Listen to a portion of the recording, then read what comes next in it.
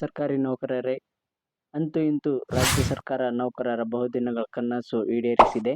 7ನೇ ವೇತನ ಆಯೋಗ ಶಿಫಾರಸಿನಂತೆ ಸರ್ಕಾರಿ ನೌಕರರ ವೇತನ ಸೇರಿದಂತೆ ಸಂಬಂಧಿಸಿದ ಭತ್ಯೆ ಪಿಂಚಣಿಯನ್ನು 2022 ಜುಲೈ 1ರಂದು ಅನ್ವಯವಾಗುವಂತೆ 2024 ಆಗಸ್ಟ್ 1ರಂದು ಅನುಷ್ಠಾನಗೊಳ್ಳಲಾಗಿದೆ.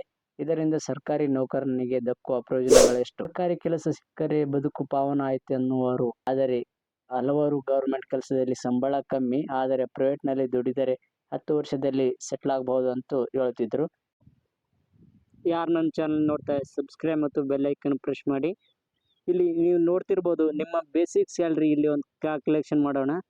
7ನೇ ವೇತನ 43,100 ರೂಪಾಯಿ ಬೇಸಿಕ್ ಆಗಿ ನಿಮ್ಮ ಬೇಸಿಕ್ ಪ್ರೈಸ್, ಅದರ ಬಗ್ಗೆ ಕ್ಯಾಲ್ಕುಲೇಷನ್ ಮಾಡ್ತೀನಿ. ಒಂದು ಬೇಸಿಕ್ ಇಷ್ಟಂದರೆ ನಿಮ್ಮ 43,100 ರೂಪಾಯಿ. ಇದು ನಿಮ್ಮ 1/7/2022 ನಿಮ್ಮ ಮೂಲ ವೇತನ.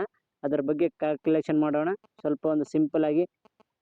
ಯಾರು ನನ್ನ ಚಾನಲ್ ನೋಡ್ತಾ ಸಬ್ಸ್ಕ್ರೈಬ್ ಮತ್ತು ಬೆಲ್ ಐಕನ್ ಪ್ರೆಸ್ ಮಾಡಿ ಮತ್ತು ಇತರರಿಗೆ ಶೇರ್ ಮಾಡಿ. ಇಲ್ಲಿ 7ನೇ ವೇತನ ಆಯೋಗ ವರದಿಯಂತೆ ವೇತನವನ್ನು ನಿಗದಿಪಡಿಸುವ ವಿಧಾನ ಸರಳವಾಗಿ ಹೇಳಿಕೊಡ್ತೀನಿ. ಇಲ್ಲಿ ನೋಡ್ತಿರ್ಬೋದು, 1/7/2022 ಇದ್ದ ಮೂಲ ವೇತನ 43,100 ರೂಪಾಯಿ ಇದೆ ಅಂತ ತಿಳ್ಕೊಳ್ಳಿ. ಅದಕ್ಕೆ ಫಿಟ್ಮೆಂಟ್ 27.5% ಫಿಟ್ಮೆಂಟ್ ಕೊಟ್ಟಿದ್ದಾರೆ. ಇದಕ್ಕೆ ಎಷ್ಟಾಗುತ್ತೆ ಅಂದರೆ 11,853 ರೂಪಾಯಿ ಆಗುತ್ತೆ ಫಿಟ್ಮೆಂಟು.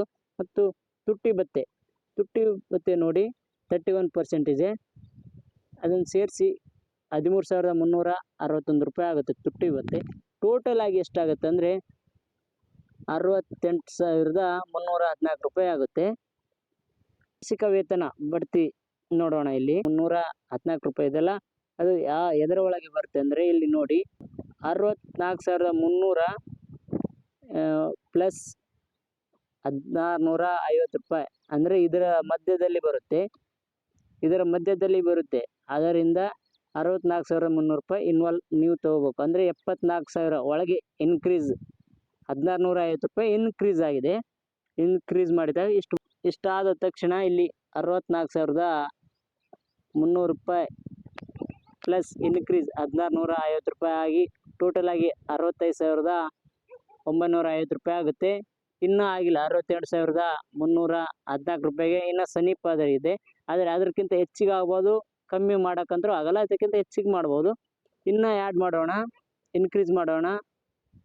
65,950ಕ್ಕೆ ಇನ್ಕ್ರೀಸ್ 1,650 ರೂಪಾಯಿ ಅಂದರೆ 67,600 ರೂಪಾಯಿ ಆಯಿತು. 67,600 ರೂಪಾಯಿ ಇನ್ನೂ ಕಮ್ಮಿ ಆಯಿತು. ಇನ್ನೂ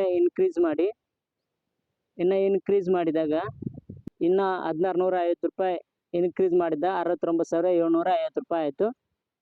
ಇದು ನಿಮ್ಮ ಮೂಲ ವೇತನ, ನಿಮ್ಮ ಮೂಲ ಬೆಲೆಯಾಗಿದೆ. ನಿಮ್ಮ ಮೂಲ ವೇತನ ಆಗಿದೆ, ವೇತನ ನಿಗದಿಯಾಗಿದೆ. ಇದು ಈಗ ನೀವು ಪಡೆಯುತ್ತಿರೋ ಮೂಲ ವೇತನ ಇಷ್ಟಾಗಿದೆ. ವಾರ್ಷಿಕ ವೇತನ ಅಂದರೆ 1/7/2023 ನೀವು ಈ ವೇತನವನ್ನು ಪಡಿಬೋದು. ಪ್ಲಸ್ ಇನ್ಕ್ರೀಸ್ 1,650 ರೂಪಾಯಿ ಇನ್ಕ್ರೀಸ್ ಮಾಡಿ. ಇನ್ಕ್ರೀಸ್ ಮಾಡಿದಾಗ ನಿಮ್ಮ ಮೂಲ ವೇತನ ಎಷ್ಟಾಗುತ್ತೆ ಅಂದರೆ 20,900 ಆಗುತ್ತೆ. ಇದು ನಿಮ್ಮ ಮೂಲ ವೇತನವಾಗಿದೆ. ಇಲ್ಲಿ ನೋಡ್ತಿರ್ಬೋದು ನಿಮ್ಮ ಮೂಲ ವೇತನ 70,000 ಇದೆ. ಇದಕ್ಕೆ ತುಟ್ಟಿ ಭತ್ಯೆ 8.5 ಸೇರಿಸಿದರೆ 6,028. ಇದಕ್ಕೆ 7.5% ಮನೆ ಬಾಡಿಗೆ ಅಂದರೆ 5,317. ನಿಮ್ಮ ವೈದ್ಯಕೀಯ ಅಂದರೆ 500 ರೂಪಾಯಿ ಬರುತ್ತೆ.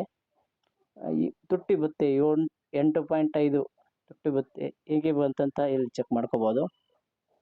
ಇಲ್ಲಿ 1/1/2024 ಅಂದರೆ ಪ್ರೆಸೆಂಟ್ ಇಲ್ಲಿ ನೋಡಿ. ಪ್ರೆಸೆಂಟ್ 1/1/2024 ಪ್ರೆಸೆಂಟ್ ತುಟ್ಟಿ ಭತ್ಯೆ ಎಷ್ಟಿದೆ ಅಂದರೆ 42.5 ಇದೆ. ಈಗ ಅದೇ ಮೊದಲಿಂದ ತುಟ್ಟಿ ಭತ್ಯೆ 1/1/2022 ಆ ಟೈಮಿಗೆ 31% ಇತ್ತು. ಅದಕ್ಕೆ ವ್ಯತ್ಯಾಸ ಏನಂದರೆ ಈಗ ಅದರಲ್ಲಿ ಅದು ಕಳೆದಾಗ 11.5% ತುಟ್ಟಿ ಭತ್ಯೆ ಬಂತು.